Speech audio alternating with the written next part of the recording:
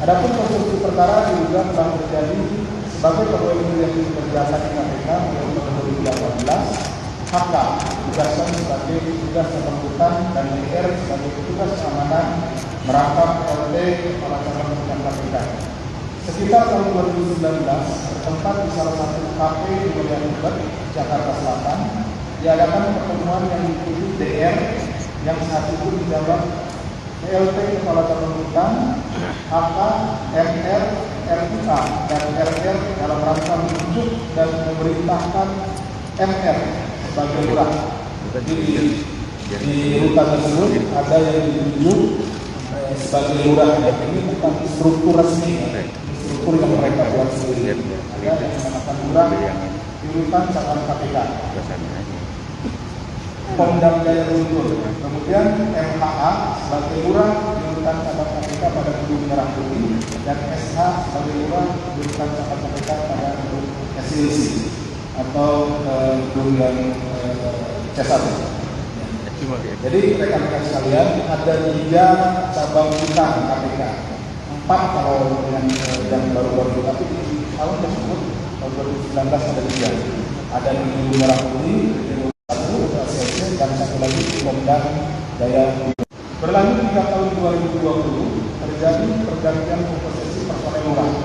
Jadi lurah-lurahnya itu kemudian di tahun 2020 diganti. Di antaranya saudara WD, MH, MR, dan RUA. Adapun tugas sebagai lurah yang mengumpulkan dan membagikan sejumlah uang dari para tahanan melalui koordinator tahanan. Namanya atau disingkat dengan koordinator tempat tinggal di 3 rutan cabang tersebut. Kaitan sebutan koordin adalah perwakilan para tahanan yang ditugaskan sebagai pengumpul sejumlah uang dari para tahanan.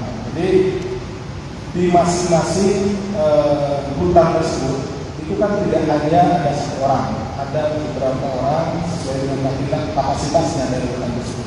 Nah, ditunjuklah koordinator tempat tinggal. Jadi dari para napi sendiri. Ya, jadi nanti tinggal si lurah ini berhubungannya tidak dengan keseluruhan, tidak dengan koordinator tempat tinggal atau koordinator tersebut. Penunjukan koordinator ini adalah inisiatif dari HK yang dilakukan oleh AF saat menjabat selaku kepala rutan cabang KPK di tahun 2022. Modus yang dilakukan HK dan kawan-kawan terhadap para tahanan diantaranya memberikan fasilitas eksklusif berupa percepatan masa isolasi. Jadi ketika masuk pertama kali, masuk tahanan pertama kali itu diisolasi dulu.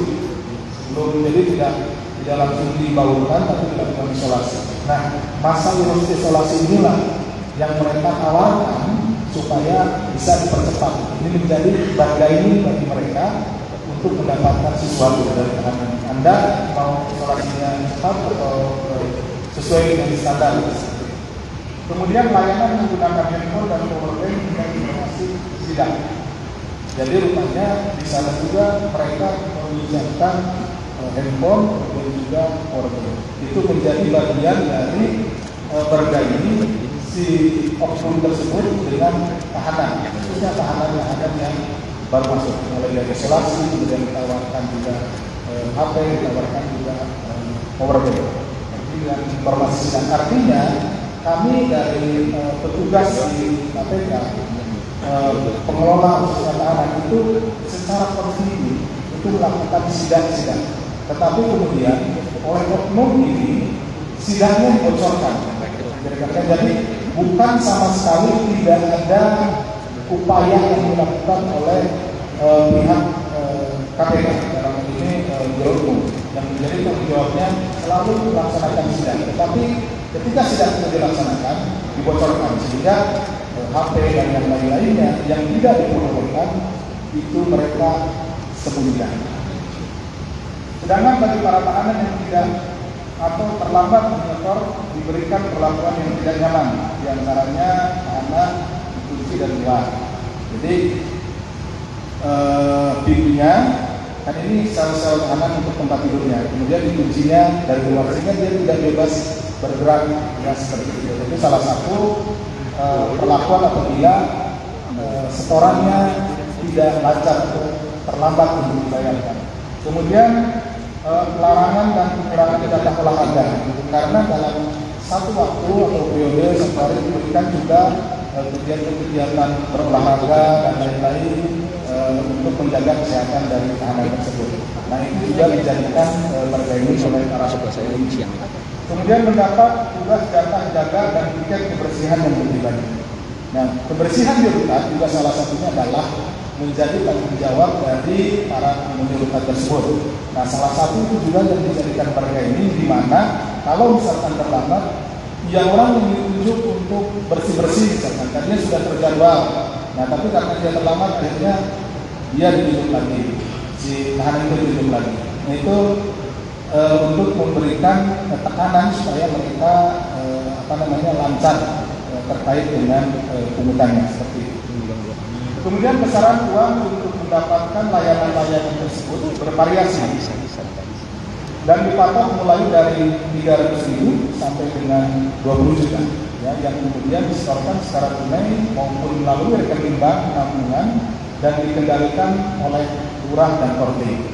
Ya, jadi pungutannya tadi lurah itu yang oknum tadi itu tidak ke masing-masing, karena di awal dia pada saat masuk sudah didoktrin, kemudian termasuk tadi layanannya diberikan, dijelaskan dan lain-lain. Berikutnya itu yang bergerak adalah korting, koordinator tempat tinggal. Jadi nanti korting itu yang melaporkan, sehingga memang ini sudah dibuat terstruktur gitu ya. Mulai dari tahun 2019 ditunjuknya lurah di 3 tempat, kemudian ditunjuknya korting. Kemudian disetorkan secara tunai maupun melalui rekening bank tabungan yang dikendalikan oleh lurah dan korting.